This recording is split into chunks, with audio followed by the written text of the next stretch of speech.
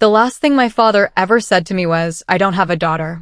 He looked me straight in the eyes, turned around, and walked away while everyone stood there pretending not to stare. I spent the next 15 years believing he hated me. But at his funeral, just when I thought I'd never get the answers I deserved, his lawyer called my name and revealed a secret that changed everything I thought I knew about my father. Before I tell you what really happened, I want to ask you one question. If your own parent rejected you in front of everyone, would you ever forgive them? Let me know in the comments, because by the end of this story, you might change your answer. My name is Hannah Sterling, and for most of my life, I believed I was the daughter my father wished had never been born. That wasn't just my opinion. It was what everyone in Cedar Falls, Colorado believed.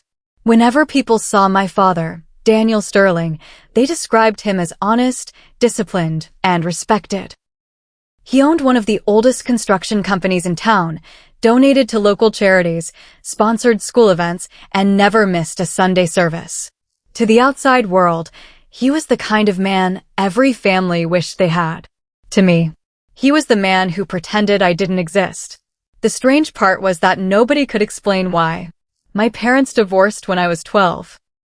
My mother packed our clothes into 2 old suitcases, loaded everything into her aging station wagon, and drove away without ever telling me what had happened.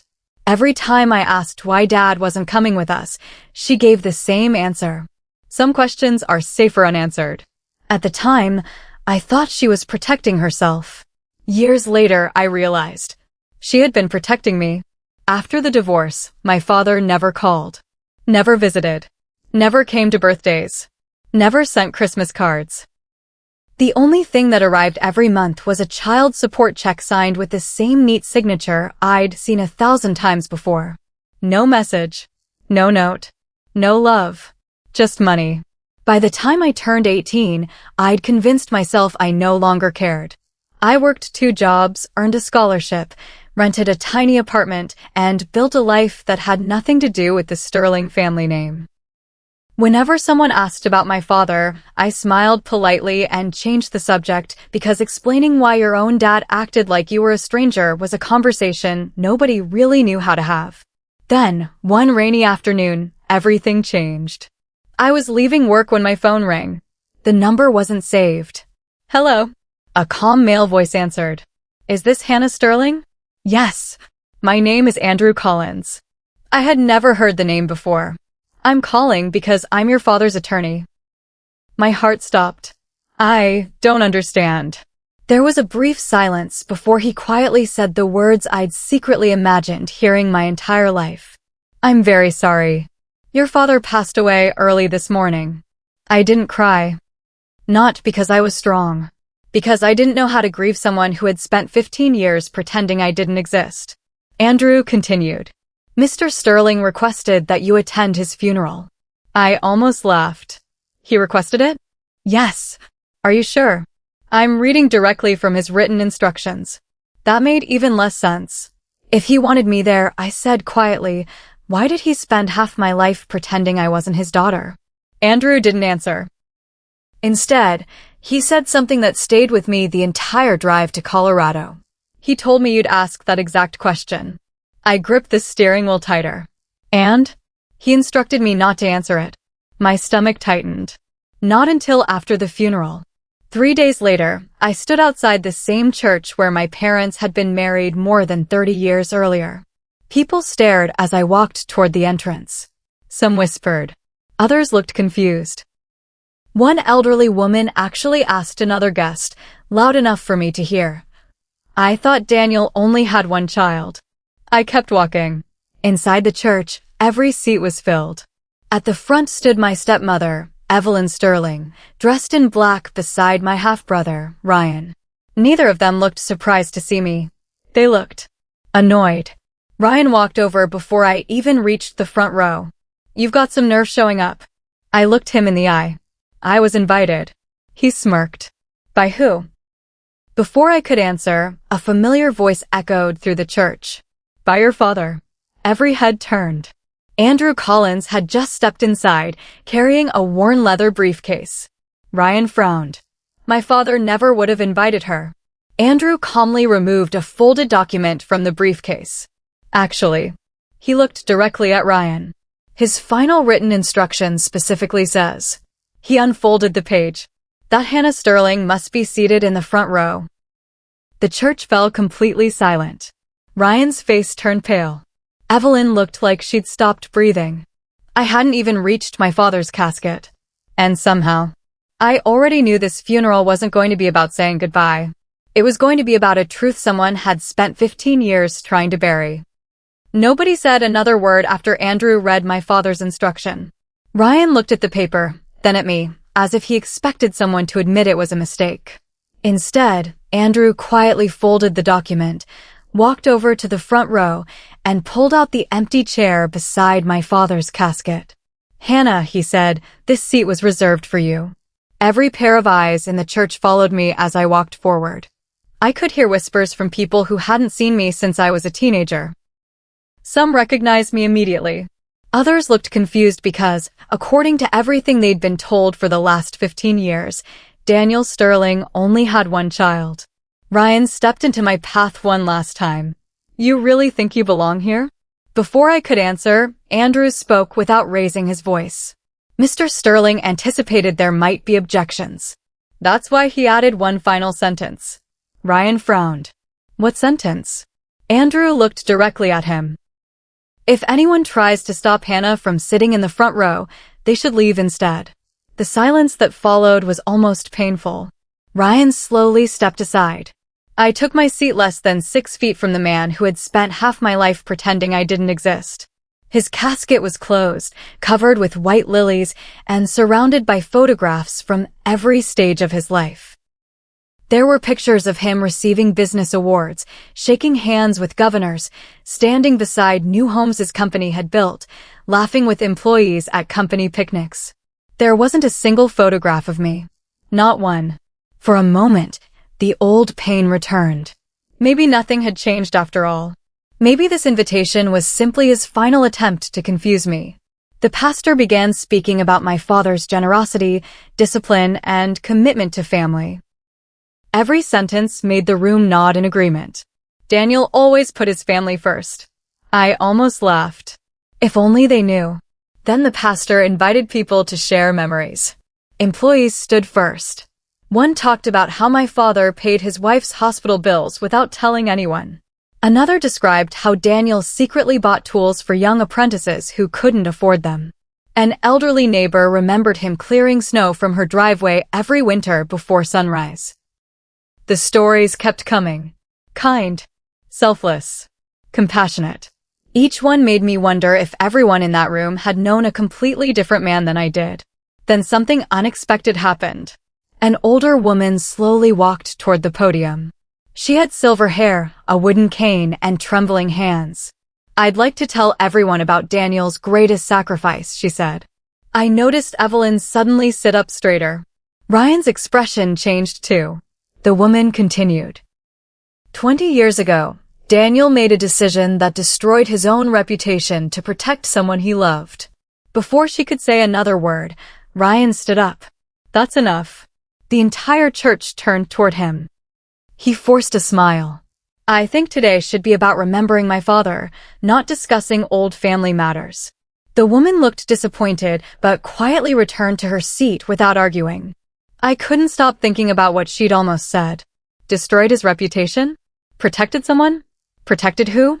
The service ended a few minutes later, and people slowly began leaving for the cemetery. I stayed behind near the casket while everyone else walked outside. For the first time in 15 years, it was just me and the man I'd spent my entire adult life trying to understand. I don't know why you brought me here, I whispered. But I hope you finally plan to tell me the truth. You deserve it. The voice came from behind me. I turned around. Andrew Collins was standing there with his briefcase in one hand. Your father left strict instructions, he said. The funeral had to happen first. The burial has to happen second. After that, the real reason you're here begins. I stared at him. What are you talking about? He reached into his briefcase and removed a small sealed envelope. Across the front, written in my father's unmistakable handwriting, were just 4 words. Open after my burial. Before I could take it, another hand suddenly grabbed the envelope. Ryan. He looked directly at Andrew. My father never mentioned another letter. Andrew didn't let go. He wasn't supposed to. Ryan tightened his grip. Then maybe it's time this family stopped keeping secrets. Andrew's calm expression disappeared for the first time. He slowly pulled the envelope back toward himself and said something that instantly changed the atmosphere inside the church. It isn't your letter. It's Hannah's. And according to your father's written instructions, if anyone tries to take it from her. He paused just long enough for Ryan's confidence to disappear. They're the person she should trust the least. Ryan's hand froze in midair. For the first time since I'd arrived at the church, he looked genuinely nervous instead of angry. He slowly released the envelope and forced a smile that fooled no one. I was only trying to help. Andrew slipped the envelope back into his briefcase. I'm sure you were. The tension lingered until the last guests finally walked outside.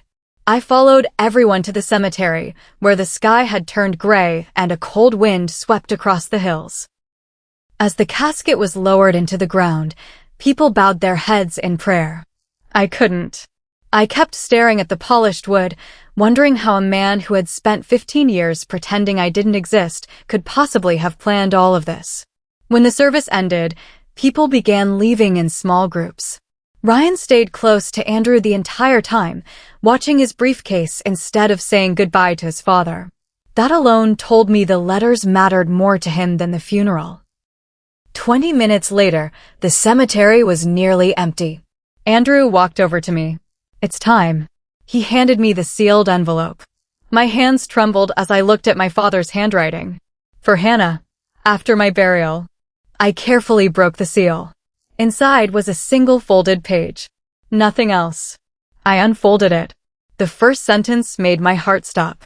Hannah, if you're reading this, then I failed. I frowned. Failed? I wanted to tell you the truth while I was still alive, but every time I tried, someone else got closer to discovering what I'd spent years protecting. I looked at Andrew. What does that mean? He quietly shook his head. I've never read the letter. I continued. For 15 years, I allowed you to hate me because hatred was safer than love. My eyes filled with tears. If people believed you meant nothing to me, they stopped watching you. The words blurred as tears rolled down my face. Every birthday I missed, I watched from a distance. Every graduation, I was there. Every apartment you moved into. I made sure someone kept an eye on the neighborhood before you signed the lease. I stopped breathing. No. That couldn't be true. The child support checks were never the only thing I sent. The scholarship that paid for your final year of college. The emergency money that appeared after your car accident. The anonymous donor who covered your mother's surgery. That was me. I slowly lowered the letter. My knees almost gave out. For 15 years. He had never actually left. He had just stayed hidden. Andrew's voice was barely above a whisper. I wondered who paid for your mother's operation. You knew. I knew someone did. But your father refused to tell me who. I looked back at the letter. One day you'll ask why I didn't simply tell you the truth. The answer is simple. Because the people watching me would have started watching you. A chill ran through my body. People? Plural. Not one person. The greatest mistake you can make now is believing the danger ended with my death. I stared at the page. Danger?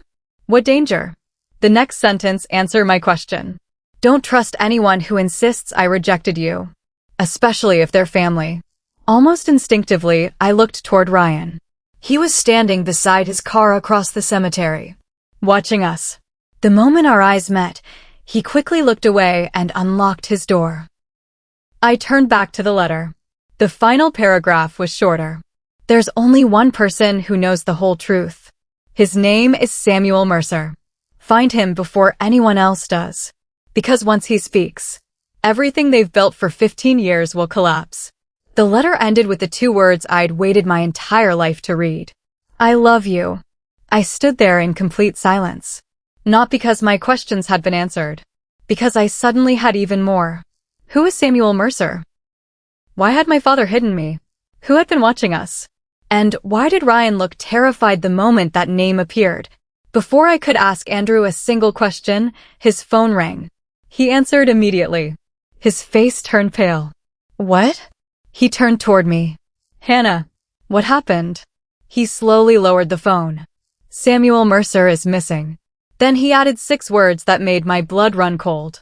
Someone got to him first. For a moment, I couldn't speak.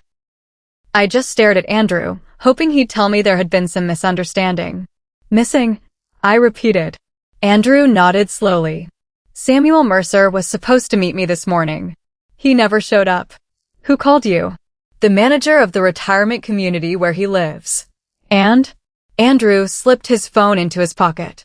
They said his apartment was empty. A cold feeling settled in my stomach. Did they call the police? They already did. But here's the strange part. He looked directly at me. There were no signs of forced entry, which meant Samuel hadn't been kidnapped. He'd either left willingly, or he'd left with someone he trusted. We drove straight to Maple Grove Retirement Village, a quiet community about 40 minutes outside Cedar Falls. The place looked peaceful, with neatly trimmed lawns and elderly couples sitting on benches enjoying the afternoon sun. It didn't look like the kind of place where people simply disappeared. The manager, a woman named Linda Foster, met us in the lobby. You must be Hannah. I nodded. I'm sorry about your father. Thank you. She looked at Andrew. I've already told the sheriff everything. Andrew asked the question that mattered most. When was Samuel last seen? Yesterday evening. Was he alone? Linda hesitated. No. Who was with him? I don't know his name. She frowned, trying to remember. He was a tall man. Gray suit. Black Lincoln. My heart skipped. Ryan drove. A black Lincoln. Andrew looked at me. Neither of us said a word. Linda continued. I assumed they were family. Samuel looked happy to see him. Did you hear them talking? A little.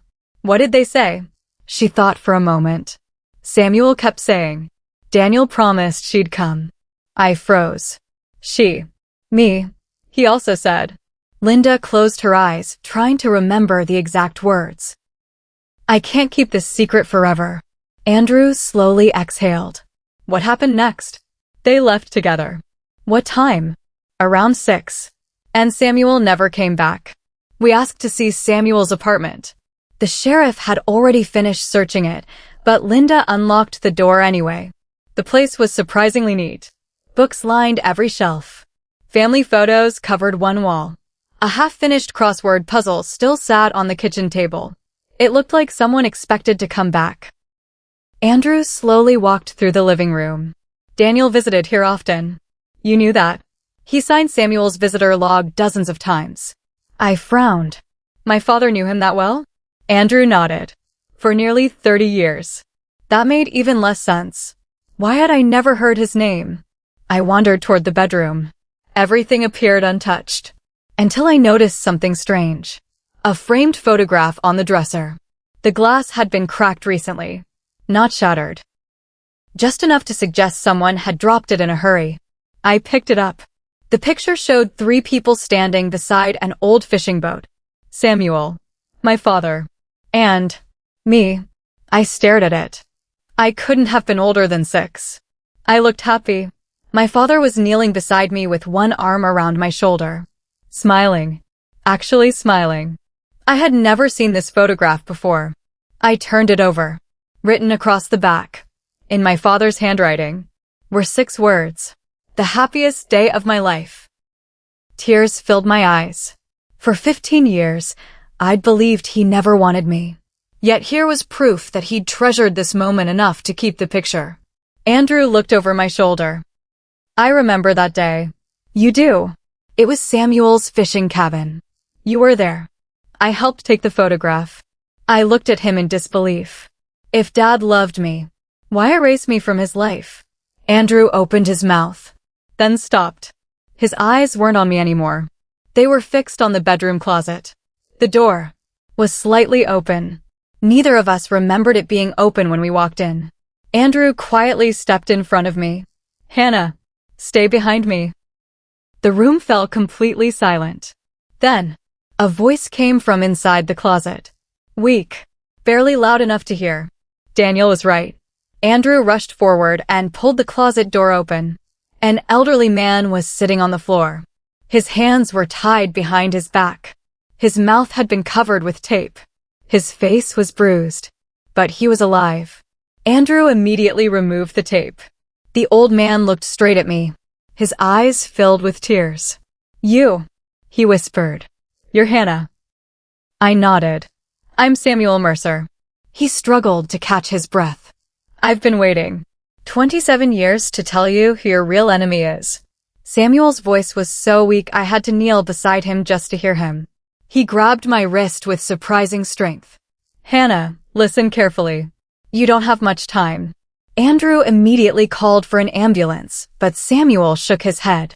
"No, I'll talk first. I've stayed silent for too many years." I looked at the bruises on his face. "Who did this to you?" Samuel didn't hesitate. "Ryan." The word echoed through the room. "He came yesterday evening.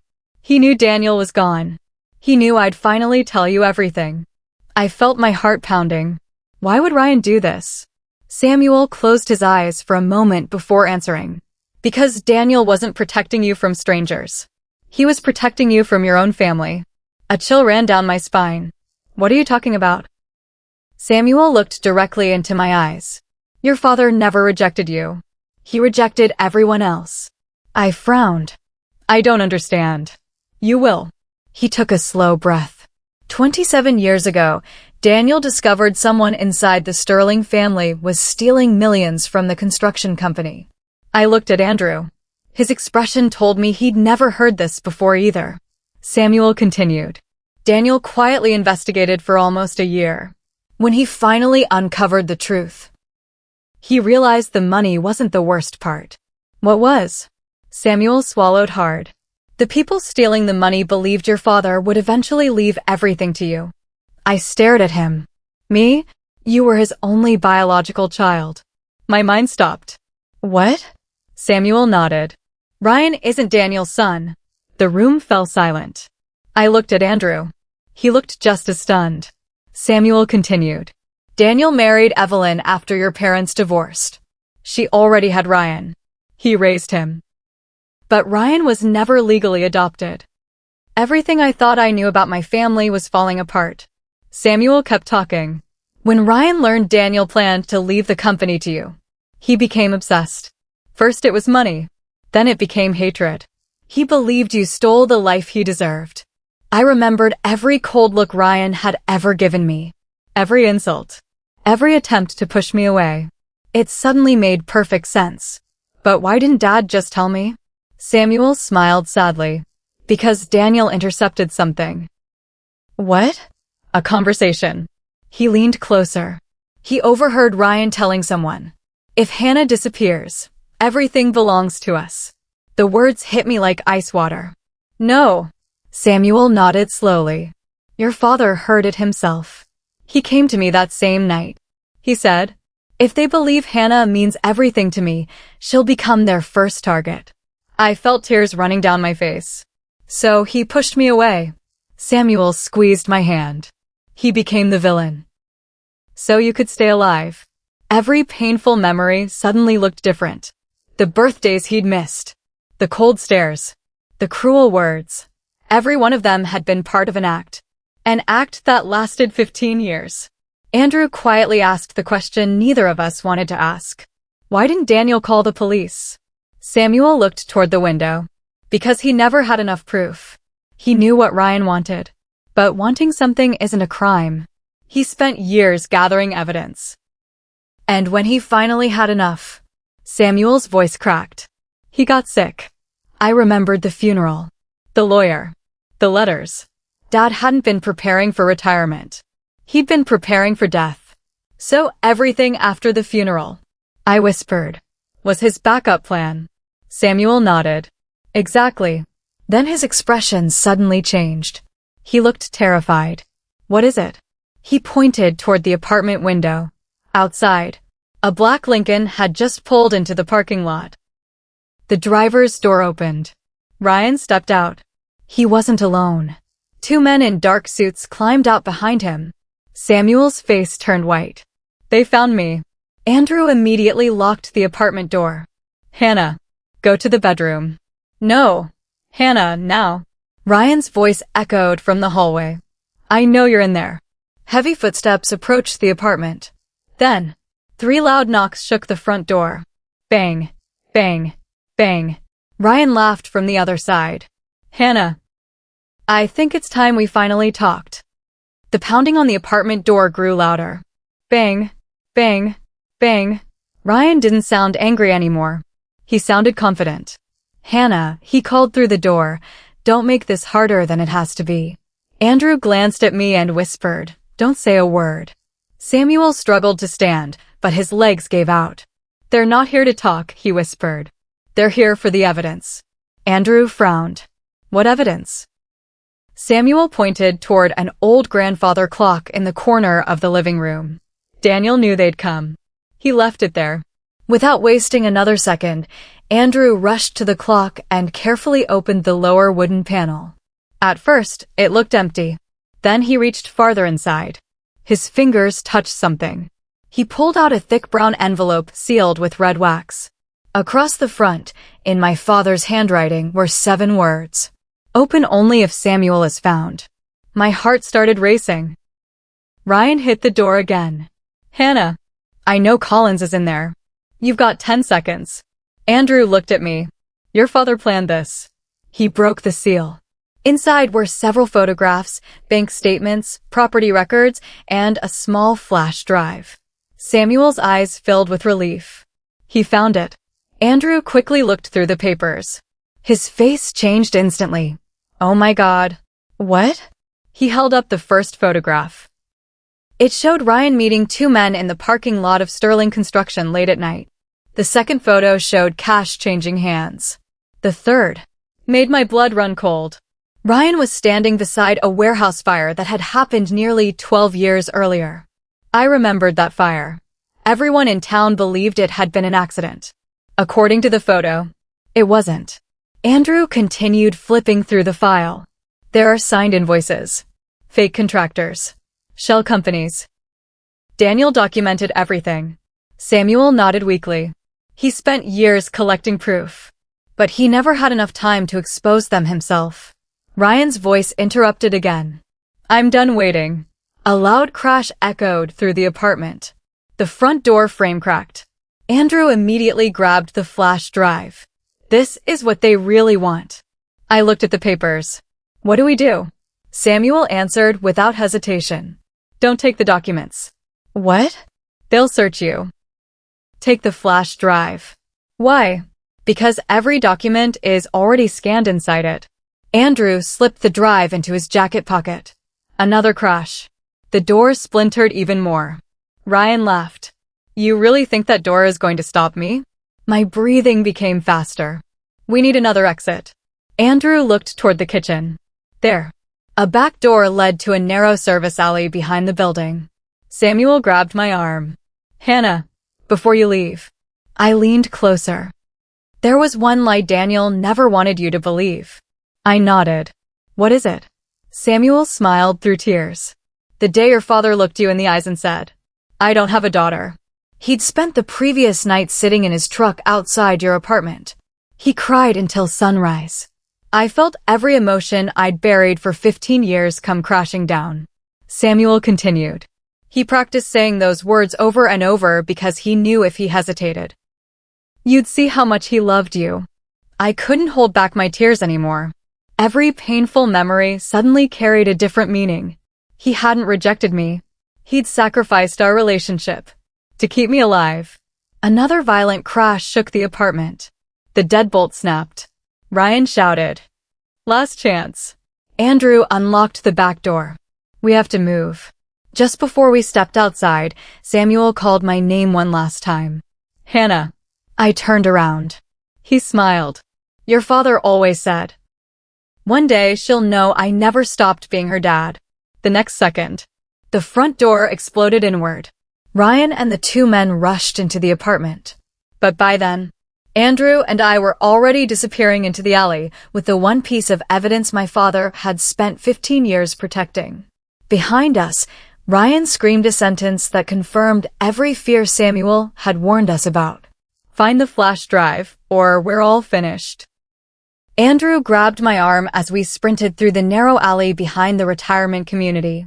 My heart pounded so hard I could barely hear my own footsteps. Behind us, Ryan's voice echoed through the apartment. Check the back. They couldn't have gone far. We reached Andrew's car just as two men burst out of the rear exit. There, one of them shouted. Andrew threw me the keys. Drive. What? Just drive. I didn't argue.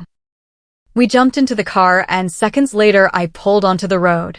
In the rearview mirror, Ryan's black Lincoln came flying out of the parking lot. They're following us, I said. I know. Andrew pulled the flash drive from his pocket.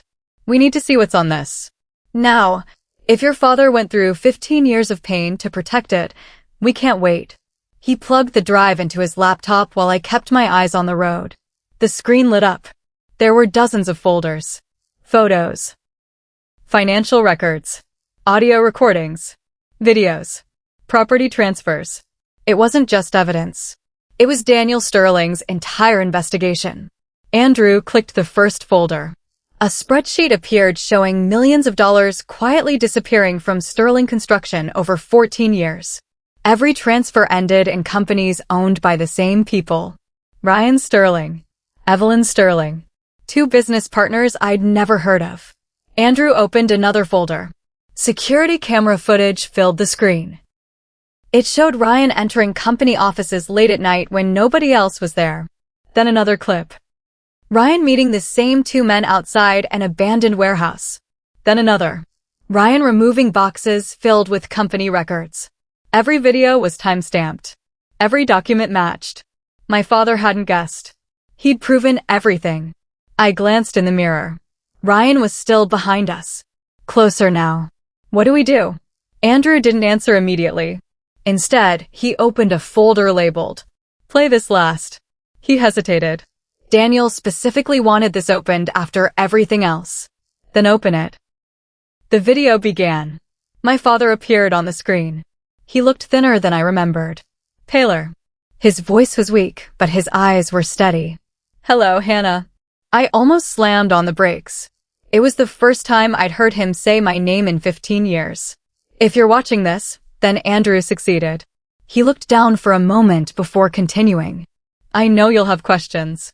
I also know you'll probably hate me for the choices I made. Tears blurred my vision. That's okay. I accepted that the day I decided protecting you mattered more than being your father. I tightened my grip on the steering wheel. The hardest day of my life wasn't the day your mother left. It wasn't the day I got sick. It was the day I looked into your eyes and told you I didn't have a daughter. His voice cracked. For the first time in my life, I saw my father cry. I practiced those words for hours because I knew if I hesitated, I'd tell you the truth. Andrew quietly wiped his eyes. The video continued. Everything I built, the company, the money, none of it mattered. You did. But Ryan believed that as long as you were alive, everything he wanted belonged to someone else. My chest tightened. I couldn't prove what he was planning. So I did the only thing I could. I convinced the world, including you, that I didn't love you. He closed his eyes for a moment. I'm sorry. No father should ever ask his daughter to carry that kind of pain. I couldn't stop crying. Every birthday, every Christmas, every lonely night. He had carried them too. Then his expression suddenly became serious. Hannah, listen carefully. The evidence you're looking at isn't complete. Andrew frowned. What? Dad continued. Ryan will chase the flash drive. Let him. Because the real evidence isn't there. Andrew and I looked at each other. Everything on that drive is only a copy. The originals are somewhere nobody in our family would ever think to look. I whispered. Where? My father smiled. The same warm smile I remembered from the old fishing photograph. You'll find them, where you and I were happiest together. The video ended. Silence filled the car. Andrew finally spoke. The fishing cabin. I looked at him. The one in the photograph. He nodded. Samuel said it belonged to him. Daniel must have hidden the originals there. Before either of us could say another word, A loud impact shook the entire car. Bang! Ryan's Lincoln had slammed into our rear bumper. The steering wheel jerked violently in my hands. Another hit. Even harder. Ryan pulled alongside us. He looked straight at me through his window and smiled. Then he pointed toward the road ahead. A sharp curve, a steep drop, and no guardrail. Ryan's black Lincoln slammed into us again. The impact threw our car toward the edge of the mountain road. I gripped the steering wheel with both hands, fighting to keep control as gravel sprayed beneath the tires. "Hold it," Andrew shouted. "I'm trying." Ryan pulled alongside us, looked straight at me, and smiled as if he already knew how this would end. Then he hit us a third time. The car fishtailed. For one terrifying second, I thought we were going over the cliff. Instead, the rear tires caught the pavement again, and I managed to straighten the wheel. Andrew immediately grabbed his phone. "I'm calling 911. "No," I said. He looked at me like I'd lost my mind. "If Ryan hears sirens, he'll disappear. We need him to keep following us." Andrew frowned. "What are you thinking?" I looked at the GPS. The fishing cabin was only 12 miles away. My dad wanted us there. And Ryan doesn't know the originals are hidden there. Andrew slowly smiled. So we let him lead us. Straight to the evidence. Exactly. I pressed the accelerator. Ryan stayed right behind us. 20 minutes later, we turned onto a narrow dirt road surrounded by towering pine trees. The Lincoln followed. The old fishing cabin finally came into view beside a quiet mountain lake. It was exactly like the photograph. Small, weathered, peaceful. It looked untouched by time. I parked. Andrew grabbed the laptop and the flash drive. "Hurry." Ryan's car skidded to a stop behind us. He climbed out immediately. "So this is where Daniel sent you." His two men stepped out beside him. Ryan laughed. "You really thought I wouldn't figure it out?" I looked him in the eye. "I think you're already too late." His smile faded. "What does that mean?" "You've been chasing copies. The originals are here." Ryan's expression changed instantly. Without another word, he sprinted toward the cabin. His men followed. Andrew whispered, "Shouldn't we stop them?" I shook my head. "No. My father expected this." Ryan kicked the front door open. The cabin had clearly been empty for years. Dust covered the furniture. Old fishing rods leaned against one wall. A stone fireplace stood in the center of the room. Ryan began tearing everything apart. He ripped open cabinets, smashed drawers, threw chairs across the floor. One of his men shouted, "Nothing." Ryan punched the wall. "Keep looking." Andrew quietly studied the room. Daniel built this cabin himself. So, he never wasted space. I remembered something from the photograph. Behind my father, there had been a wooden canoe hanging above the fireplace. I looked up. The canoe was still there. But something was different. One side hung slightly lower, as if it were heavier. I walked toward it. Ryan noticed immediately. "What are you doing?" I ignored him. Standing on an old chair, I reached inside the canoe. My fingers touched metal, not fishing gear. A small steel box. Ryan's eyes widened. "There." He rushed toward me. Before he could reach me, Andrew stepped between us. Ryan shoved him aside. The steel box hit the floor with a loud thud. It was locked. Ryan grabbed it. Finally. He smiled for the first time all day. "You just found my inheritance." I calmly looked at him. "No. I found my father's." Ryan searched every pocket. "No key?" He shook the box violently. "Nothing." Then I remembered something. The fishing photograph. I turned it over. Earlier, I'd only noticed the words. Now, I noticed the tiny numbers written beneath the date. 9-1, 7-3. I smiled. Andrew looked confused. "What?" "The lock." Ryan stared at me. "What lock?" The steel box had a 4-digit combination dial. He hadn't even noticed. I slowly turned the numbers. 9, 1, 7, 3. Click. The lid opened. Inside wasn't money. It wasn't gold. It wasn't stock certificates. It was a thick stack of original documents. a leather-bound journal, and a small digital recorder. Ryan lunged toward the box. "I'll take those." Before he could touch them, a calm voice echoed through the cabin doorway. "I wouldn't do that." Everyone turned. Sheriff Daniel Collins walked inside, followed by 4 deputies with their weapons drawn. Ryan's face went completely white. The sheriff looked at the open steel box, then at Ryan. "Thank you." Ryan frowned. "For what?" Collins smiled. "For leading us to evidence we've been trying to find for 15 years. Ryan slowly looked at me, then at Andrew. Realization hit him. You set me up." I shook my head. "No, my father did." Sheriff Collins picked up the leather journal. The first page was titled, "If you're reading this." Ryan opened the box himself. The sheriff slowly looked up, then directly at Ryan. "I think we're finally going to learn why Daniel Sterling pretended he didn't have a daughter." Ryan didn't move. Neither did the 2 men standing beside him. The deputies quickly stepped forward, separated everyone, and Sheriff Collins carefully lifted the leather journal out of the steel box. He didn't open it immediately. Instead, he picked up the small digital recorder lying underneath. Andrew looked at me. "I've never seen that before." Neither had I. Sheriff Collins turned the recorder over in his hand. A small label was attached to the back. "Play before reading the journal." Collins pressed the power button. A few seconds of static filled the cabin. Then, my father's voice. Calm, clear, and stronger than in the hospital recordings. "If you're hearing this, then Ryan found the box exactly the way I knew he would." Ryan's face lost all color. Dad continued. "Ryan, I know you're standing in this room." Ryan looked around in disbelief. "What?" "You're probably wondering how I knew. Because for 15 years, you've done exactly what greed always makes people do. You followed the money." No one spoke. Even the deputies stood silently listening. "You never realized I wasn't protecting money. I was protecting Hannah." Tears filled my eyes again. Dad continued. "The day I discovered someone was stealing from Sterling Construction, I didn't go to the police. I followed them instead." Sheriff Collins exchanged a surprised look with Andrew. "I needed proof." "What I found was worse than theft." Ryan suddenly shouted.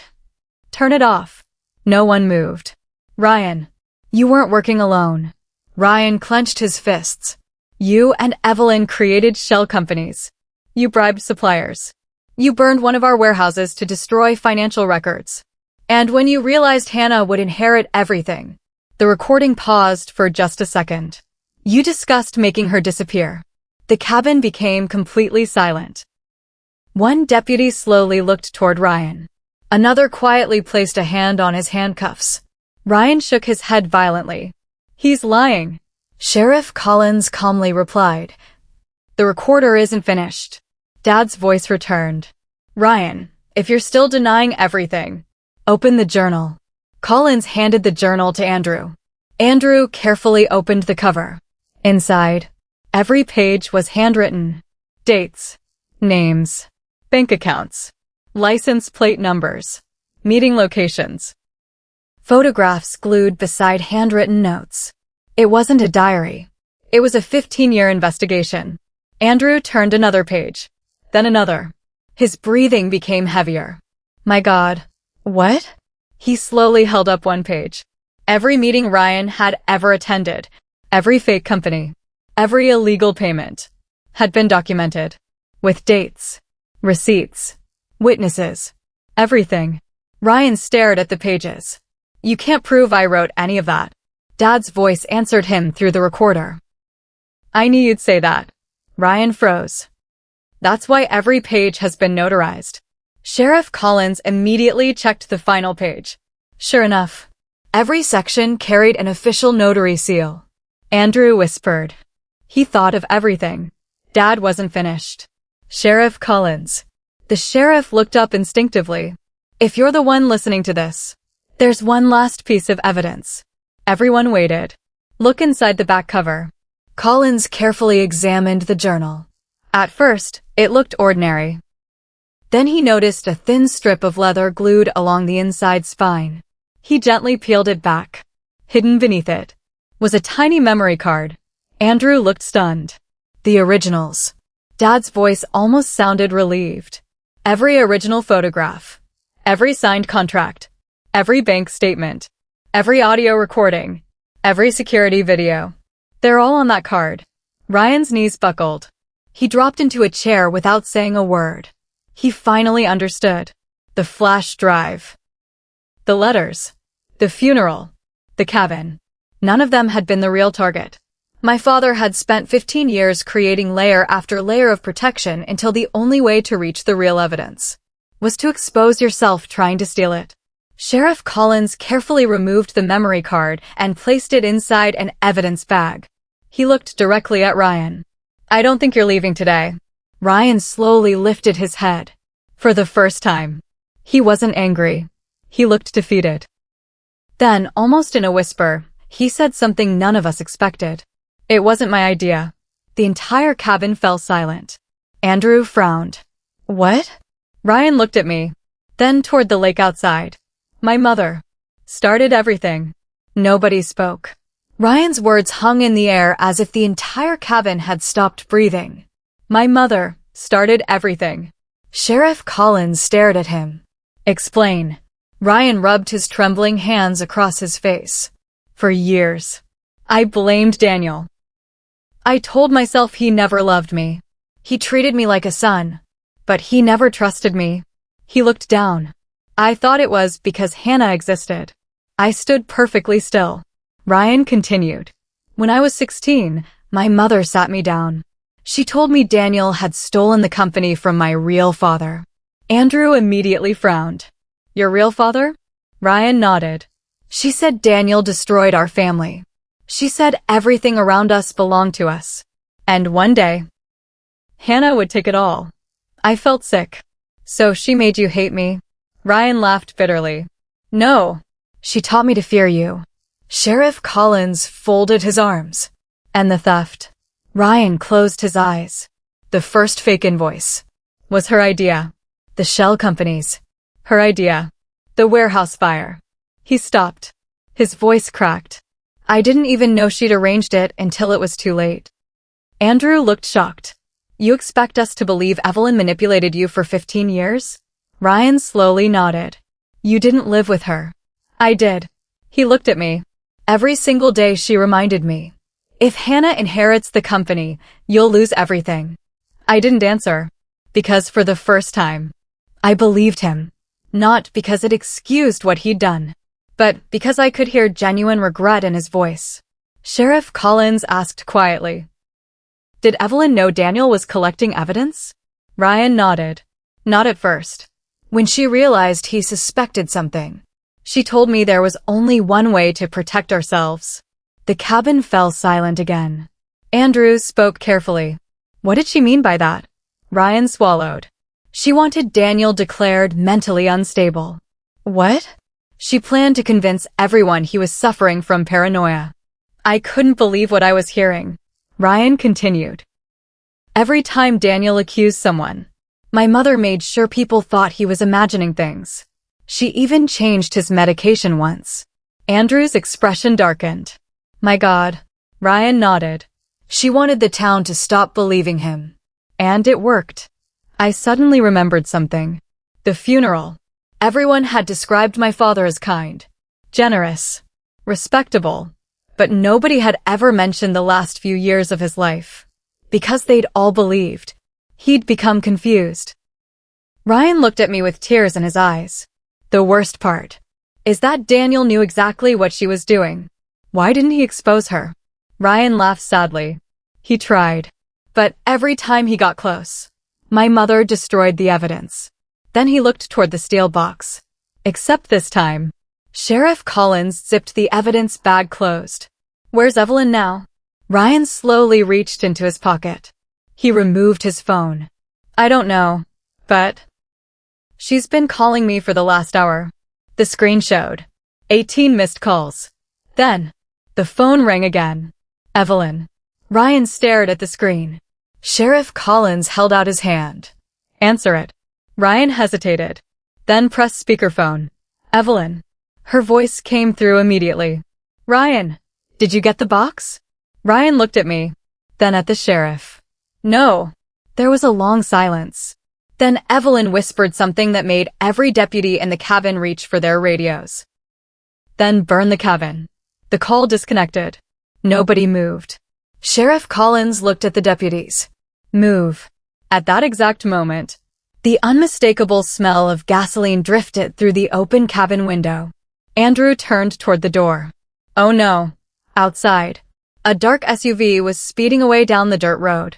And beneath the wooden porch, a thin trail of gasoline was already spreading toward the cabin. The smell of gasoline spread through the cabin within seconds. One deputy rushed to the front door and looked outside. Sheriff, the porch is covered. Sheriff Collins didn't hesitate. Get everyone out. Ryan's face turned pale. My mother. I didn't know she'd actually do it. Andrew grabbed the steel box with one hand and the evidence bag with the other. Hannah, move. We ran toward the back door just as a loud whoosh echoed outside. Flames shot across the front porch. The old wooden cabin lit up almost instantly. Heat poured through the windows. Smoke filled the ceiling. Ryan froze. My mom. Andrew grabbed his arm. If you want to spend the rest of your life in prison, keep standing there. That finally snapped him back to reality. The deputies pushed everyone through the rear exit just as another window exploded behind us. Crash. Glass scattered across the floor. Within moments, the entire front half of the cabin was burning. I stood outside watching orange flames swallow the place where my father had hidden the truth for 15 years. The same cabin where he'd once taught me how to fish. Where he'd smiled in that old photograph. Where he'd believed I'd be safest. Now it was disappearing before my eyes. Andrew stepped beside me. Hannah. I couldn't look away. It feels like I'm losing him all over again. He shook his head. No. Today. You found him. Behind us, Sheriff Collins spoke into his radio. State Police, this is Sheriff Collins. I need every available unit. We have probable cause for the immediate arrest of Evelyn Sterling. He paused as another deputy handed him a license plate number. Suspect is driving a dark gray SUV. Possible arson. Possible conspiracy. Do not approach alone. Within minutes, sirens echoed through the valley. Fire trucks raced toward the lake while deputies secured the area. Ryan sat silently on the back of an ambulance with his hands cuffed. He hadn't said another word since hearing his mother's voice. I walked over to him. He looked up slowly. I never wanted this. I stared at him. You wanted everything else. He lowered his eyes. I kept telling myself, if you disappeared, I'd finally have a family. His voice cracked. But I was wrong. You don't build a family by destroying one. For the first time, I didn't see my enemy.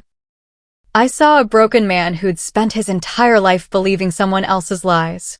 It didn't erase what he'd done, but it explained it. Just then, a deputy ran toward Sheriff Collins. Sheriff. Collins turned. What is it? We found Evelyn's SUV. Where? 3 miles south. Was she inside? The deputy hesitated. No. The vehicle was abandoned. My stomach tightened. So where is she? The deputy handed Collins a small evidence bag. We found this on the driver's seat. Inside was a folded piece of paper. Collins carefully unfolded it. Only one sentence was written across the page. Daniel wasn't the only one with a secret. Andrew looked at me. That doesn't sound like someone running away. Collins slowly folded the note. No. It sounds like someone who's still playing the game. I felt a chill run through my body. We had uncovered 15 years of lies. We had the evidence. Ryan had confessed. And yet, Evelyn Sterling wasn't running from the truth. She was leading us toward another one. As firefighters continued battling the flames behind us, Sheriff Collins looked directly at me. Hannah, I have a feeling your father only solved half of this story. Sheriff Collins read Evelyn's note one more time before sealing it inside an evidence bag. Daniel wasn't the only one with a secret. Nobody spoke. Firefighters were still battling the flames as thick smoke drifted across the lake, but my attention stayed fixed on that single sentence. "What does it mean?" I asked. Collins looked at Andrew. "I don't know. But if Evelyn left this behind on purpose, she wanted us to read it." Andrew frowned. "Which means she's buying herself time." "For what?" Before Collins could answer, another deputy hurried over carrying a small metal lockbox. "Sheriff, we found this inside Evelyn's SUV." The box looked untouched. No fire damage. No dents. Just a white envelope taped to the lid. Across the front were 6 handwritten words. "For Hannah. Only Hannah." My heart skipped. More handwriting. But this wasn't my father's. Andrew noticed immediately. "That's Evelyn's." Collins handed me the box. "It's yours." My hands trembled as I removed the envelope. Inside was a single key. Nothing else. No explanation. No address. Just an old brass key with the number 214 engraved on it. I looked at Andrew. "Do you recognize it?" He shook his head.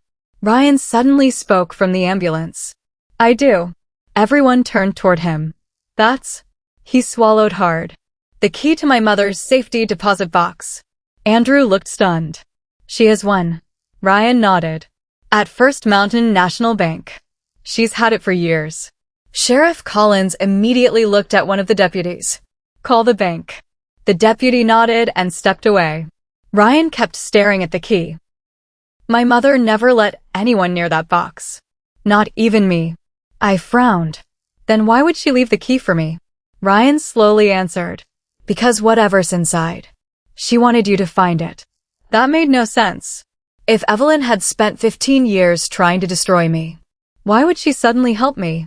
An hour later, we arrived at First Mountain National Bank.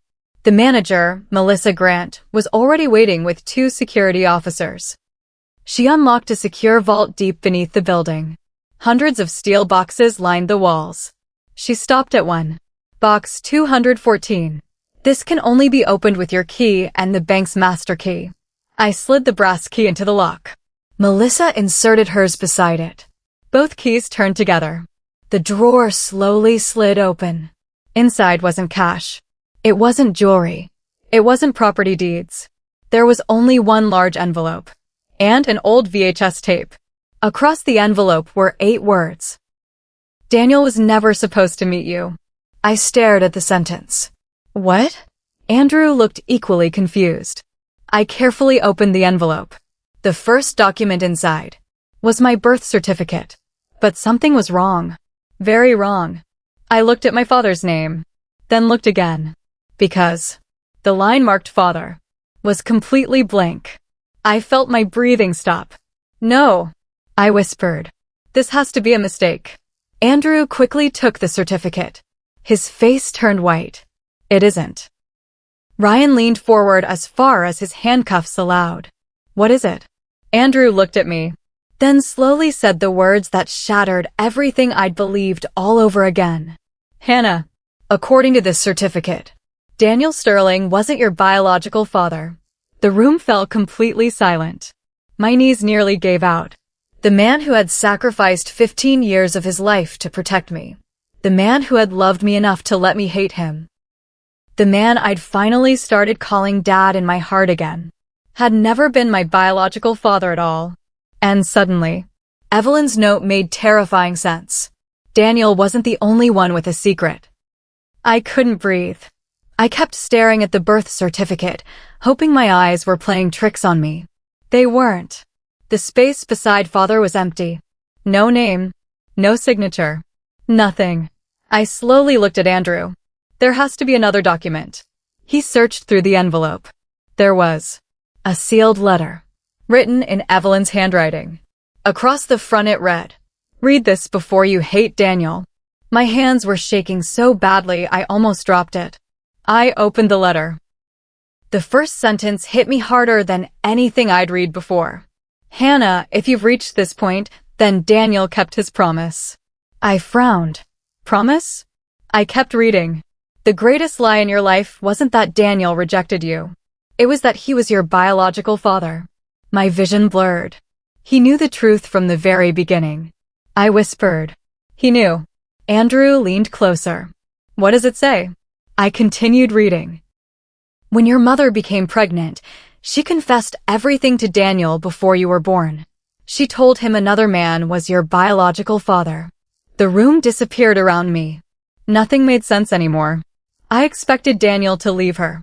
Instead, he walked into the delivery room, held you in his arms, and said, "She'll be my daughter from this day forward." A tear rolled down my cheek. Then another. Daniel had known. From the first day of my life. And he had stayed anyway. The letter continued. He signed every hospital document he legally could. He changed diapers. Read bedtime stories. Worked overtime to buy your first bicycle. Loved you exactly the same as if you carried his blood. I couldn't stop crying. Every memory from my childhood suddenly came rushing back. Dad teaching me to ride a bike. Dad carrying me on his shoulders. Dad cheering at my school play. Those moments had been real. Every single one. Andrew quietly asked, "Why would Evelyn tell us this?" I turned another page and got my answer. Because Daniel deserved to be remembered as the father he chose to become, not the man everyone believed he was. The room fell silent. Ryan slowly lowered his head. I never knew. Andrew looked at him. Your mother never told you? Ryan shook his head.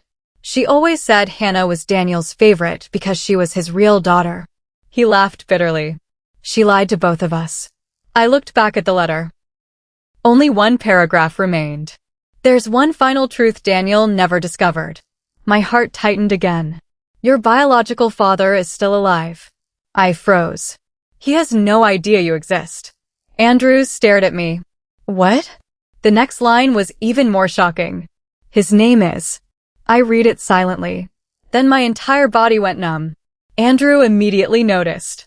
Hannah? I couldn't speak. He gently took the letter from my hands. His eyes scanned the final sentence. Then he looked at me in complete disbelief. No. Ryan stood up despite the handcuffs. What is it?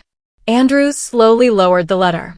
Daniel spent 27 years protecting Hannah from the wrong man. I felt my voice return in a whisper. My biological father is the judge. The room fell completely silent. Not just any judge. Judge Rebecca Whitmore. The same judge who had signed dozens of rulings involving my father's company over the years. The same woman who had attended his funeral.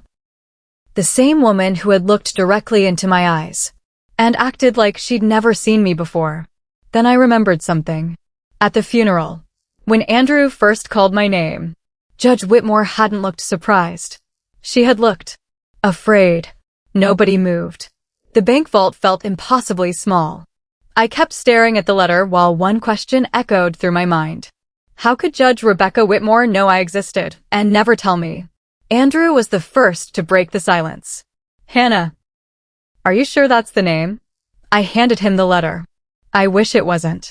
He read the final paragraph again before folding the paper shut.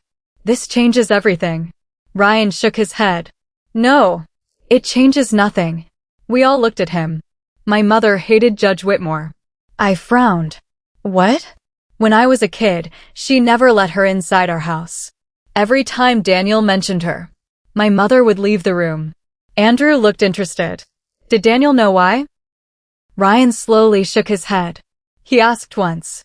My mother said they had history, but she never explained. Sheriff Collins immediately spoke. We're going to the courthouse. An hour later, Judge Rebecca Whitmore's office was surrounded by deputies. She had already finished court for the day and was packing her briefcase when Sheriff Collins knocked on her office door. She looked up. Daniel? No. Sheriff Collins. She smiled politely. What can I do for you? Then she saw me standing behind him. Her smile disappeared. For nearly 5 seconds, neither of us spoke. She recognized me immediately. Not because she'd seen me at the funeral. Because she'd seen my face before. Many times. I could see it in her eyes. She quietly closed her office door. I've been wondering when you'd come. Andrew frowned. So you knew. She looked directly at me. Yes. For a very long time. I stepped closer. Then why didn't you ever tell me? She didn't answer. Instead, she walked to a bookshelf and removed an old photograph hidden behind several law books. She handed it to me. The picture showed a much younger Daniel Sterling, standing beside Rebecca Whitmore, holding a baby. Me. I stared at the photograph. Daniel looked happier than I'd ever seen him. Rebecca was smiling too. They looked like friends. Very close friends. I don't understand. Rebecca took a deep breath. Because Daniel wasn't just my friend. He saved my life. The room fell silent. She continued. 30 years ago, I was assigned to prosecute a financial fraud case. I uncovered evidence involving powerful people. They threatened me. My husband left. I was pregnant. I had nowhere to go. She looked toward the photograph. Daniel gave me a place to stay. I frowned. So, you knew my mother? She nodded. We were all friends once. Andrew interrupted. Then why does Hannah's letter say you're her biological parent? Rebecca's expression changed instantly. She looked confused. What letter? Andrew handed it to her. She read the final paragraph. Then, to everyone's surprise, she laughed. Not because it was funny, because it was impossible. This, she said quietly, isn't true. I felt my heart stop. What? Rebecca turned the page over, then pointed to one sentence. The signature. It isn't Evelyn's. Andrew examined it. What do you mean? I handled dozens of legal documents signed by Evelyn. She always wrote her full name. This signature is fake. The room went silent. Rebecca looked directly at me. Hannah, I'm not your biological parent. I've never been. I could barely speak. Then why does the letter say you are? Rebecca slowly placed the paper on her desk. Because someone wanted you to stop looking for the real answer. Andrew frowned. Who? Rebecca didn't answer immediately. Instead, she opened the bottom drawer of her desk. Inside was a sealed manila envelope.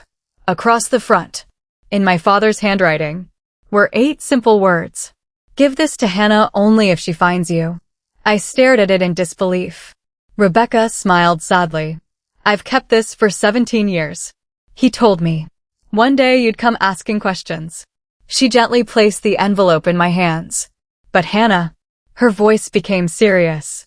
Before you open it, you need to know one thing. I looked up. What? Rebecca's eyes filled with tears. The man who is truly responsible is someone you've already trusted. I looked down at the envelope in my hands. It was old. The edges had turned yellow with age. The seal had never been broken. My father's handwriting was unmistakable. Give this to Hannah only if she finds you. For a moment, no one spoke. Rebecca quietly stepped back. I promised Daniel I would never open it. I've kept it locked away ever since. I carefully broke the seal. Inside was another handwritten letter and a single photograph. The photograph caught my attention first. It showed my father standing beside Andrew Collins. Both men were smiling. Between them stood a younger version of me, maybe 10 years old. I didn't remember the day, but one thing stood out immediately. Andrew's hand was resting gently on my shoulder, like he'd known me far longer than I ever realized. A strange feeling settled in my stomach. I unfolded the letter. Hannah, if you've reached Rebecca, then you've uncovered more than I ever hoped you would. There is only one truth left. The hardest one. I kept reading. For years, you've searched for the person responsible for destroying our family. You believed it was Ryan. Then Evelyn. Neither of them started this. Andrew slowly stepped closer. I didn't notice. Everything you've discovered happened because one person made a single decision 28 years ago. A decision they regretted every day afterward. I reached the final paragraph. When you're ready, ask Andrew Collins about May 14th, 1998. I slowly lowered the letter. The room became completely silent. Andrew had stopped breathing. I turned toward him. What happened on May 14th, 1998? He didn't answer. Andrew. Nothing. His hands were shaking. Rebecca looked at him with an expression I'd never seen before. Not fear. Disappointment. Daniel told you this day would come. Andrew closed his eyes. I know. I stepped closer. What happened? He finally looked at me.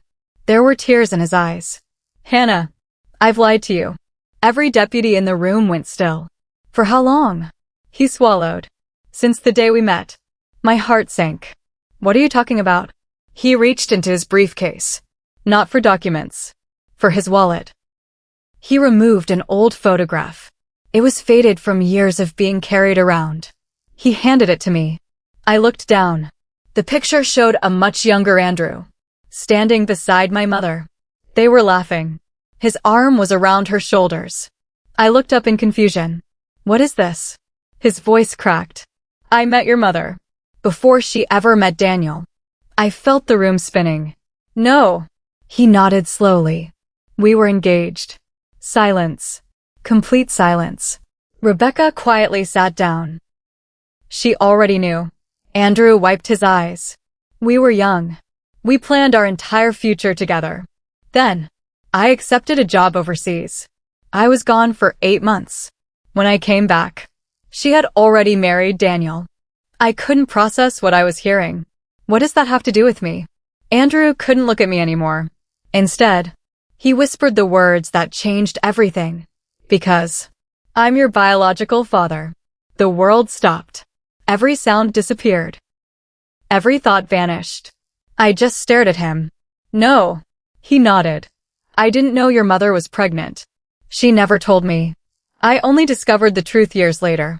I stepped backward. No. You're lying. I wish I were. Tears streamed down his face. I begged Daniel to let me tell you. He refused. I looked at Rebecca. She quietly nodded. It's true. Daniel told Andrew. A father isn't the man who shares your blood. A father is the man who stays. Andrew broke down completely. He was right. He raised you. He protected you. He sacrificed everything. I didn't. I wasn't there. I couldn't stop shaking. For my entire life, I'd searched for the truth about my father. And in the end, the man I'd been looking for had been standing beside me since the funeral. Then Andrew reached into his wallet one last time. He removed a folded piece of paper. I've carried this every day for 27 years. I unfolded it. It was my birth announcement. On the back, in my father's handwriting, were the final words he had ever written about me. Andrew gave her life. I had the privilege of being her dad. Never let her doubt which one mattered most. I broke down crying, because in that moment, I finally understood. Daniel Sterling had never needed my blood to be my father. I couldn't stop crying, not because I'd discovered who gave me life, because I'd finally understood who had given me everything else. Daniel Sterling wasn't my biological father. He was something far rarer. He had chosen me. Andrew stood across the room with tears running down his face. I don't expect you to forgive me. I don't even expect you to call me. I just couldn't let Daniel take that secret to the grave after everything he'd sacrificed. I looked at him for a long moment before quietly asking, did he ever hit you? Andrew shook his head immediately. No. He blamed himself. For what? For asking me to stay away. Rebecca nodded. It's true. The 3 of us met the day Hannah was born. I frowned. What happened? Rebecca smiled sadly. Andrew wanted to raise you. But Daniel stopped him. I looked at Andrew in disbelief. You wanted to? Every single day. Then why didn't you fight him? Andrew wiped his eyes. Because Daniel asked me one question. He paused. He said, do you want to become her father? Or do you want her to grow up with one? The room fell silent. I realized he was right. He already loved you. He already had a home. And I would have torn your life apart. I slowly looked down at the letter in my hands. For years, I'd believed my father abandoned me. Now I knew. He'd been protecting everyone. Even the man who shared my blood. Sheriff Collins interrupted the silence. I hate to do this, but we found something else. He handed Andrew another evidence bag recovered from the cabin. Inside was a final sealed envelope. Across the front, in Daniel's handwriting, were 4 simple words. Open together. Andrew looked at me. This one's your decision. I nodded. We opened it. Inside was one page. No long explanation. No legal documents. Just a single handwritten message. If you're reading this together, then my plan worked.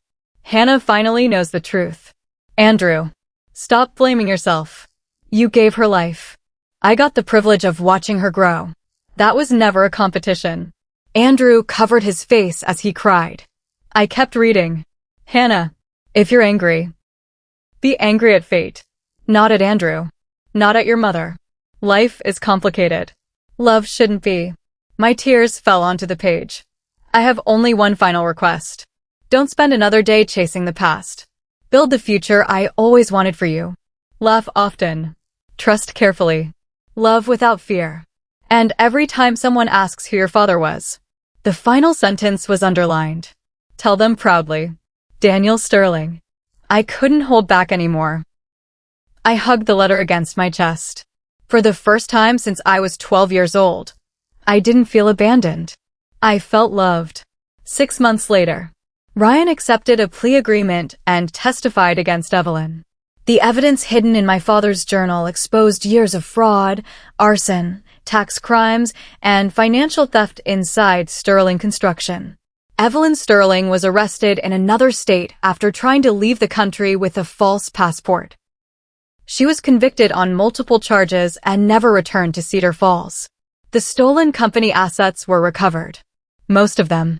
Ryan received a lengthy prison sentence, but before leaving the courtroom, he walked over to me. I spent my whole life trying to steal what you had. He looked down. I never realized. It wasn't the company. It was Daniel. I nodded. He was the best man either of us ever knew. Ryan quietly replied, I know. Then he was gone. A year later, I stood beside Daniel's grave holding fresh white lilies. The same flowers that had covered his casket. I smiled for the first time in a long time. You were wrong about one thing, Dad. The wind gently moved through the trees. You thought I hated you. I never will again. I placed my hand on the headstone. Below his name were the words we had chosen together as a family. Daniel Sterling. Beloved father. Not because of blood. Because of love. I looked toward the sky. Thank you, Dad. As I turned to leave, I noticed a little girl helping her father place flowers on another grave nearby. He picked her up onto his shoulders. She laughed. He laughed with her. And for the first time in my life, that memory didn't make me sad. It reminded me that the greatest families aren't always the ones we're born into. Sometimes, they're the ones someone chooses with all their heart.